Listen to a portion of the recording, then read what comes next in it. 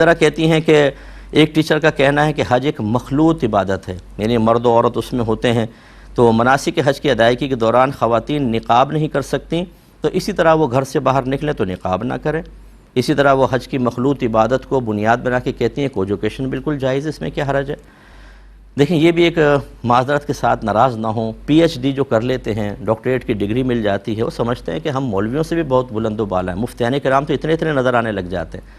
حالانکہ آپ نے کسی ایک ٹاپک پر مقالہ لکھ کر تھیسس لکھا، آپ نے تحقیق کی اور آپ کو پی ایچ ڈی کی ڈگری مل گئی، تو اس سے آپ نے کیا سمجھا کہ آپ کو سارے علوم حاصل ہو گئے؟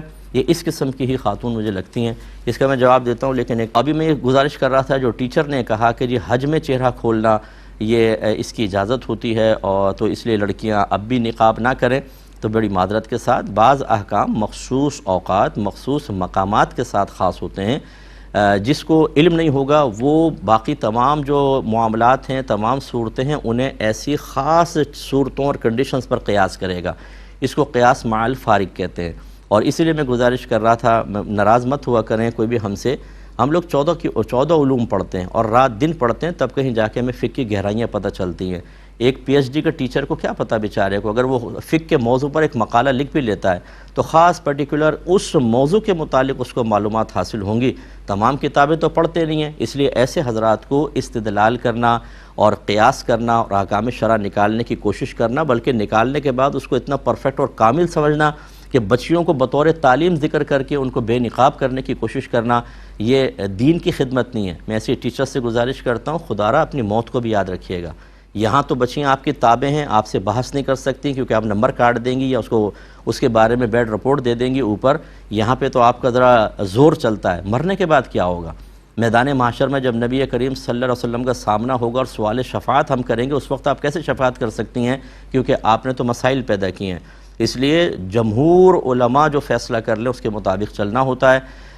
حرم کے اندر بالکل عورت کو کھلا رکھنا، چہرہ کھلا رکھنا عمرہ اور حج کے اندر یہ لازم ہے، لیکن عام حالات میں علماء نے نقاب کا حکم دیا ہے، اور جیسے بھی میں نے آیت عرض کی، اطیعوا اللہ و اطیعوا الرسول و اولی الامر منکم، اولی الامر منکم کا حکم مانو، تو عورتوں پہ واجب ہے کہ علماء کی اطاعت کریں، تو یہاں نقاب کیا جائے گا۔ اسی طرح ایجوکیشن تعلیم جو ہے، ہم اس کے مطلقاً مخالف نہیں ہیں، کیونکہ جب بچیوں کے لیے اور کوئی ذریعہ تعلیم نہ ہو، جیسے خصوصاً باہر کے ملکوں کے اندر، تو کیا کریں؟ پھر وہ اپنی عزت کے حفاظت کے ساتھ، نگاہوں کی حفاظت کے ساتھ لڑکوں سے میل جول نہ رکھیں اور مطلب تعلیم حاصل کر سکتے ہیں، وقت کی ضرورت ہے۔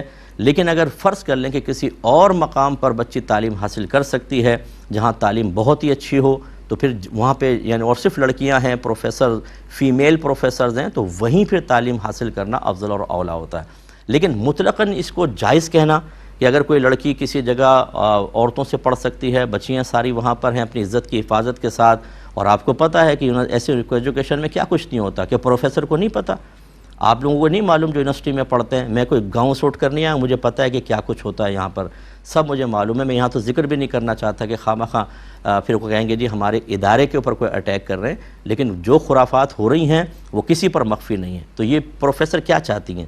تو یہ کیا معذاللہ بچیوں کو اس طرح آزاد ذہن بنانا چاہتی ہیں؟ کیا مسئلہ ہے؟ تو خلاصہ کلام یہ کہ مطلقاً اس کو جائز نہیں قرار دے سکتے، یہ کنڈیشنل چیز ہوتی ہے کہ اور کوئی ذریعہ تعلیم نہیں ہے تو پھر بہتر ہے، یا ہے اور لیکن یہاں بیسٹ تعلیم ہے تو پھر بھی یہاں پہ تعلیم حاصل کر سکتے ہیں، لیکن مطلقاً اس کو نہیں کر سکتے۔ اسی طرح کہتی ہیں کہ وہ ہم کلاس کی لڑکیوں کو برقع پہننے سے روکتی ہیں اور کہتی ہیں کفن مت پہنا کرو، تمہاری عزت کوئی نہیں لوٹتا۔ تو ان کی بات ماننے کے سلسلے میں ہم طالبات کے لیے کیا حکم شرع ہوگا؟ بڑی حیرت ہے مجھے کہ ان پروفیسر صاحبہ نے آنکھیں بند کی ہوئی ہیں، آج تو 6 سال کی بچیوں کے ساتھ ریپ ہو رہا ہے، پھر یہ جوان بچیوں کو کہنا کہ تمہاری عزت کوئی نہیں لوٹتا، اس قسم کی باتیں کلاس میں کرنا اور برقعے کو کفن سے تعبیر کرنا، تو بہرحال معلوم ہوتا ہے کہ بہت ہی آزاد ذہن ہے، اور خود ان کے اس قسم کے معذرت کے ساتھ پروفیسرز کے بچے باہر پڑھ رہے ہوتے ہیں اور ہر قسم کی حرکتیں کر رہے ہوتے ہیں، وہ اسی کو بنیاد بنا کے ان کے اوپر پردہ ڈھکنے کے لیے کہ کبھی بعد میں اگر وہ اسکینڈل بنتا ہے تو ہم کہیں گے ہم تو بہت آزاد خیال ہیں، وہ چاہتے ہیں کہ مسلمانوں کی تمام بچیاں اسی طرح بے حیائی کی طرف مائل ہوں۔ بالکل غلط چیز ہے، ان کی بات ہرگز نہ مانیں۔ برقع جسم کی حفاظت کرتا ہے۔ ایک برقعے والی عورت آتی ہے، میں نے دیکھا ہے بہت سے مرد اپنی نگاہ ہٹا لیتے ہیں کہ برقعے والی، اور برقع اتار کے آپ جائیں، عزت نہ لوٹنا، کیا صرف عزت لوٹنا ہی یہ پردہ کرنے یا نہ کرنے کے لیے کوئی معیار بنے گا؟ کیا وہ دیکھتے نہیں ہیں؟ کیا ہٹے نہیں کستے؟ کہ گندی باتیں نہیں کرتے ہیں؟ تو مطلب یہ بالکل غلط بات ہوتی ہے. بالکل آپ برقع پہنیے اور ان کی بات بالکل تسلیم نہیں کی جائے گی.